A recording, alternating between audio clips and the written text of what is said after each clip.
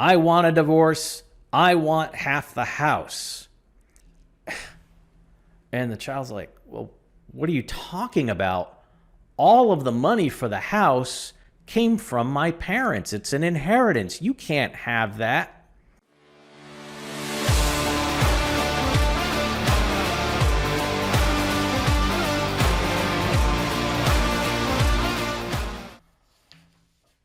Okay, so now we're going to talk about the in-law planning and the risks that are inherent in an estate plan that most people already have.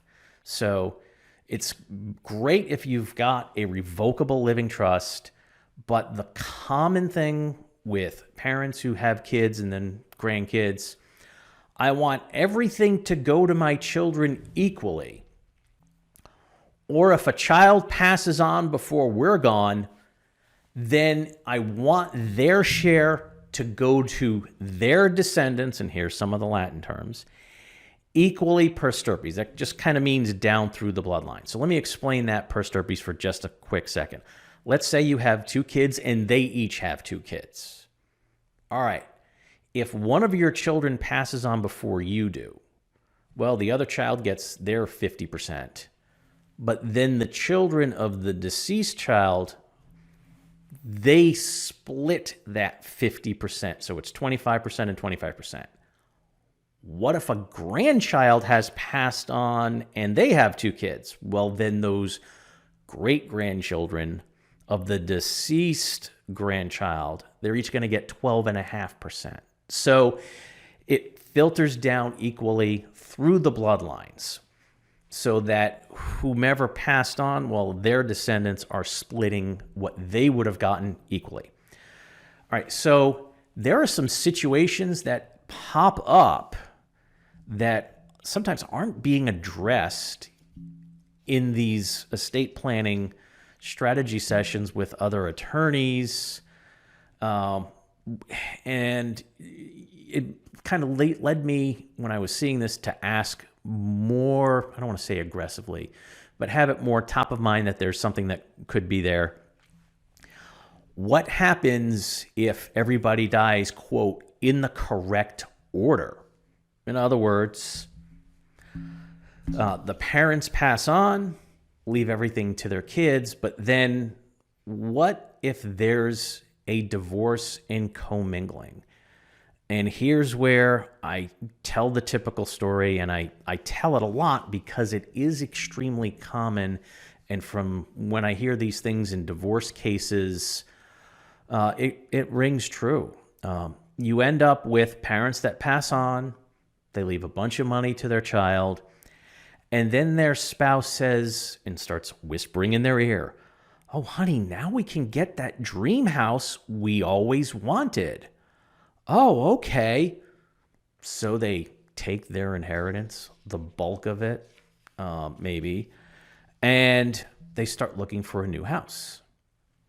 And so they contact a real estate agent and they start looking around and they find the dream house. And so they're, the real estate agent's like, "Oh yeah, I got this great couple. They're looking for this house and we're going to make an offer." And great. Okay. So we should probably talk about financing. Do you need to get a mortgage? "Oh no, we're going to be paying cash for this one." "Oh, okay, great." They find the house. Let's send the paperwork over to the attorney. And the attorney's like, "Oh, okay. So we've got this house. It's this cost. We got the contracts, husband and wife. All right, it's going to be tenancy by the entirety," which that's the way of saying joint with the right of survivorship for a married couple. Okay, everything's great. They buy the house. And then a couple of years later, the spouse takes up with the personal trainer. And it's, oh gosh, what's going to happen now? My life's a mess. And then suddenly, let's just say it's the wife who's the wayward spouse cheating and comes in with the boyfriend, and "I want a divorce. I want half the house." And the child's like, "Well, what are you talking about? All of the money for the house came from my parents. It's an inheritance. You can't have that." and they say, well, I talked with a divorce attorney and you commingled it. I want half. And you know what? They're probably going to get it. Well, what exactly is this commingling? It's because they took something that was an inheritance. It could have been put into an account solely in the child's name, and then they went and purchased an asset that had husband and wife on that asset, meaning the house. So they're going to get half the house. There's ways around this, but then, okay, there's also spendthrift spouses. For every $5 they get, they're going to spend $6. So, all right, well, what can we do then? Well, all right, we're going to end up with a husband or wife indulging their spouse. Now, the parents passed on. They wanted them to use the money wisely, but it wasn't restricted in any way. The money ends up getting spent down. The grandkids get nothing. And that's, again, not what most of my clients are looking for. It's not what they want to have happen. Remarriage after a child passes on.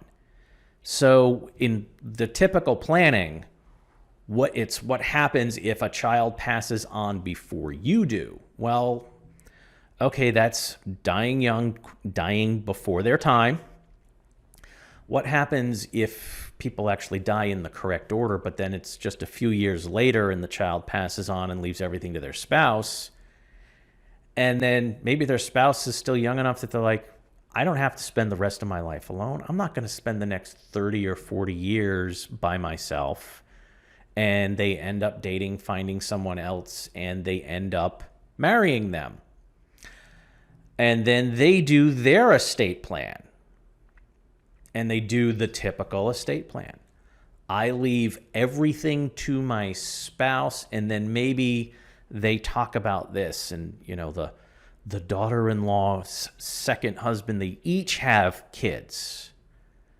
And it's, yeah, we'll put together this plan, and if anything happens to both of us at the same time, it goes equally to all the kids. Well, then what happens if that daughter-in-law is the one who passes on first, leaves everything to the new husband, and they go, you know what, I never really liked her kids. I'm going to change my plan so everything goes to my kids. What exactly happened then? The money that you were leaving for your descendants went to your daughter-in-law's next husband's kids, not yours. Some people are, well, look, whatever, things happen. But I do have a lot of clients who have that as more of a concern. Then there's also disability or Medicaid for a child or their spouse. What a lot of people don't realize about Medicaid being needed for like nursing home care, the assets of the spouse count in all of this. They have to spend their assets down to a certain level. Now, it's not the $2,000 level that the person needing care has to get to. They still have to spend their money below that. But if they're married, their spouse has to spend a lot of money, of their own money, down and have less in assets. Now, Medicaid planning, that could be a whole other thing. But the point is, this in-law protection planning can avoid that as well. And then there's creditors, bankruptcy, and other issues like that. Well, yeah, if the spouse is a spendthrift and ends up getting in trouble, or they're in a bad car accident with an NBA player and suddenly they're being sued for millions, well, look, your money could end up being lost in that lawsuit, and that's not what most people want either.